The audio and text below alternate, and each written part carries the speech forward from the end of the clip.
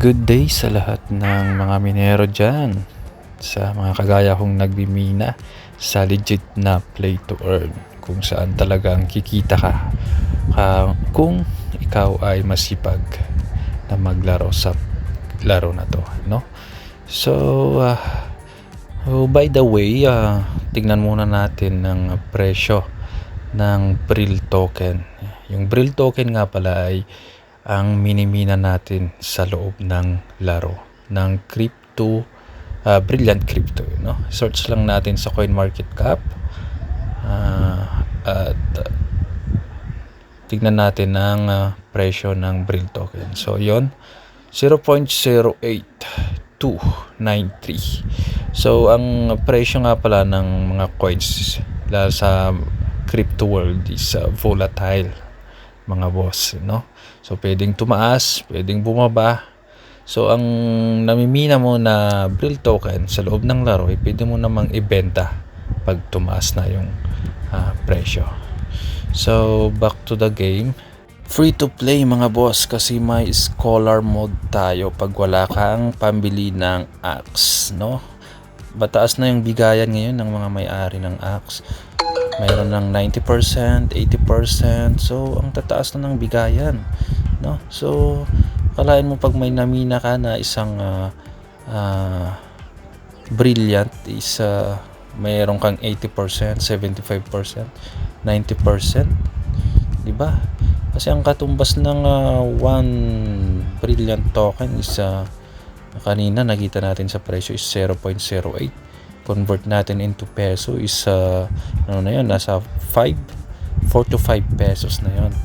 So in this video, tuturuan ko kayo kung paano mag-withdraw from this laro papuntang MetaMask, papuntang GCash. Punta tayo sa wallet natin. Yan, pindutin lang yung wallet sa may itaas. Then mapupunta kayo sa wallet. Then makikita nyo dyan yung recipient address. So punta muna tayo kay MetaMask para makuha yung recipient address o kaya wallet address, you know? So click natin si Brill token. Yan, scroll down lang natin. Then click receive. Yan, kung makikita nyo dyan yung mga history ko, yung mga nakukuha ko dyan sa laro natin. I-withdraw ko yan papuntang Binance naman yung ginagamit ko. So turuan ko lang kayo. Copy lang natin yung wallet address. So tuturuan ko papuntang GCash naman.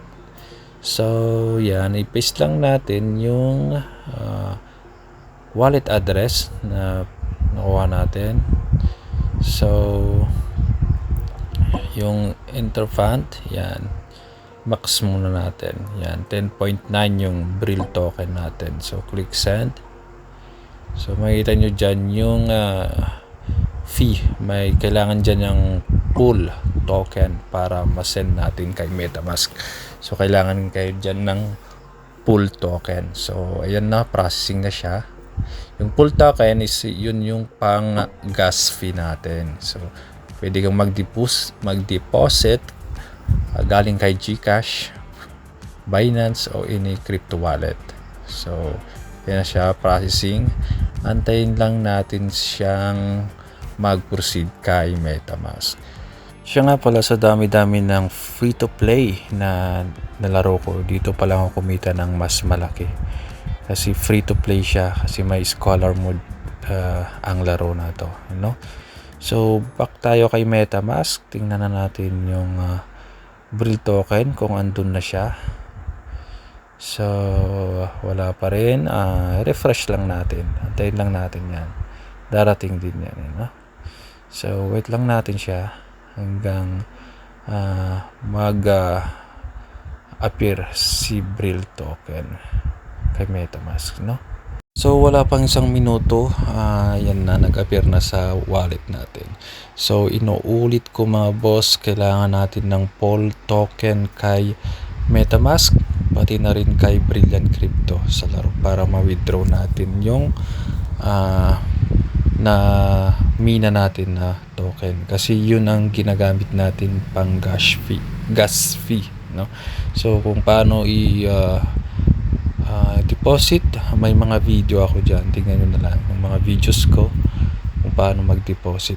Galing din kay GCash, pwede naman kay Binance, pero yung ginamit kong video is GCash. So yan, sunod na gagawin natin is swap naman natin si Bril token kay Pool token para ma-withdraw na natin papunta ang GCash. So 10.9, swap na natin yan. So makikita nyo may gas fee siya na konti, wala pang piso yan mga boss. So yung 0.03 sa magagamit mo yan ng ilang beses. So ayan, antayin lang natin na mag-proceed, mag-appear sa wallet natin. So antayin lang natin na mas-swap kay Pool token. So si Pool token ni dati siyang Matic, nag-upgrade lang siya kaya ang pangalan niya ngayon is Pool, no? So ayan na siya, naging 2.7 Pool na lang yung 10.9 na Bril token natin. So punta na tayo kay GCash. Hanapin lang natin dyan view all services, tapos hanapin natin si Gcrypto, click natin. Yan. So dito tayo mag-withdraw kay Gcrypto, no? Dito natin isi-send si Pool token. Yan.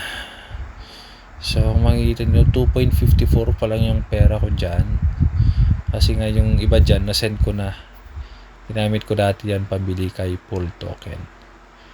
So hanapin natin si Pool token. Saan yung Pool token? Ayan, click natin. Parang ganun lang din, copy lang natin yung wallet address, yung address ni Pool token. Yan, click lang natin, then copy lang natin. Yan yung ipi-paste natin kay MetaMask naman. So balik tayo kay MetaMask. Ayan, so Pool, ayan, click natin yung Pool token, then scroll down, send naman ng i-click natin ngayon. Ayan, so i-paste natin dyan yung wallet address na kinapi natin kanina para ma-send na natin yung Pool token natin, no?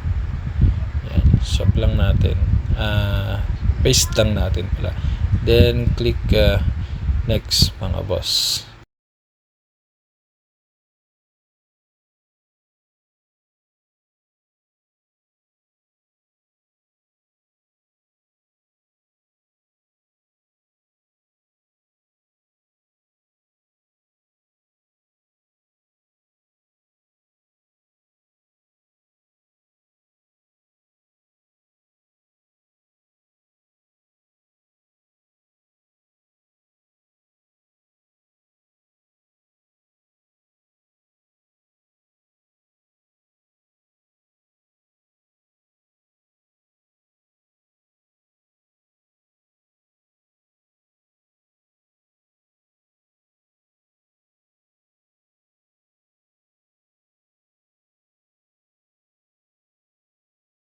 So 2.5 muna yung i-withdraw natin, matitira yung 0.7 para may 0.2 para may pang gas fee tayo. So 2.7 yung token natin, so 0.5,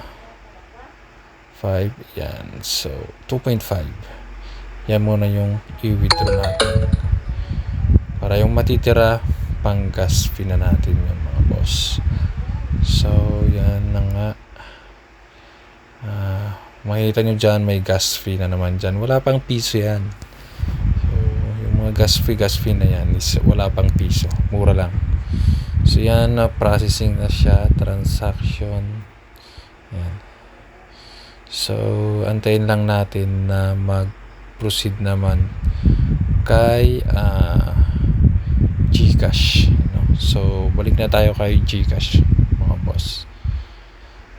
So dito na natin naantayin kay GCash. So punta tayo ulit kay GCrypto. Ayan, antayin lang natin na pumasok. So 2.5 yung sinend natin na pool. Tingnan natin yung equivalent niya into peso. Kasi magko-convert agad to kay peso. Sa peso. So ayun na nga. Dito na yung 2.5 is 53.4 pesos lang naman ang katumbas ng 2.5 na Bril token. Na pool token. So halos 10.9 na Bril token yon, mga boss. So akalain mo naka 10.9 ka lang, naka Bril token is may 53 pesos ka na, di ba? So at least legit, no?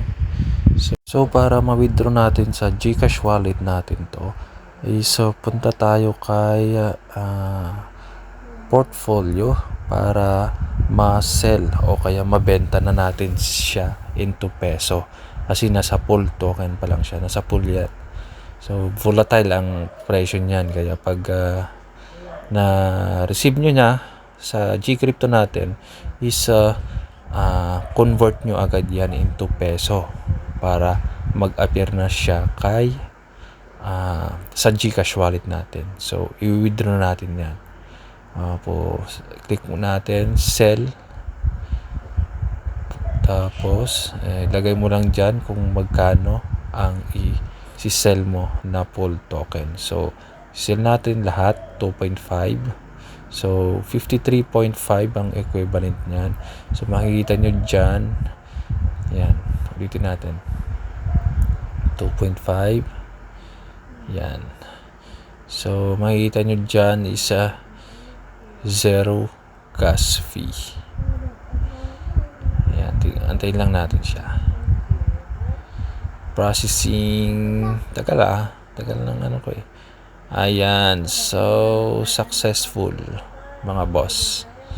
So na-convert na natin into peso. I-withdraw na natin yan para mag-appear na siya sa ating GCash wallet, no? So convenient fee, wala rin, zero. So wala na siyang gas fee, mga boss. So continue natin, 56 pesos. Naging 56 pesos, mga boss, kasi may 2 pesos ako na natira kanina sa crypto wallet ko sa GCrypto natin, no? So na-plus yun. So yan, antayin lang natin yung verification o kaya authentication code na mag-i-email. So kailangan active yung email address ninyo dito, mga boss. Yan. Kung ano yung nilagin na email nyo sa GCash, doon siya magsisend ng authentication code. So ayan, successful na. Punta na tayo kay GCash wallet naman. So GCrypto wallet natin to. So iba yung crypto wallet, iba yung GCash wallet natin. So ayan yung crypto wallet natin. 0-0 na siya kasi ni-withdraw ko na lahat. Na-plus yung 2 pesos kanina. So yan pala yung wallet natin. 368 yung laman. Refresh lang natin yan kung maipa-plus yung ni-withdraw natin galing kay GCrypto. So 368. Wait lang para ma-refresh. Plus 56 pesos, no? 368 plus 56, yan, naging 424 na siya, mga boss. So pa-like and subscribe naman dyan, mga boss, kung nagustuhan nyo ang aking video. Maraming salamat.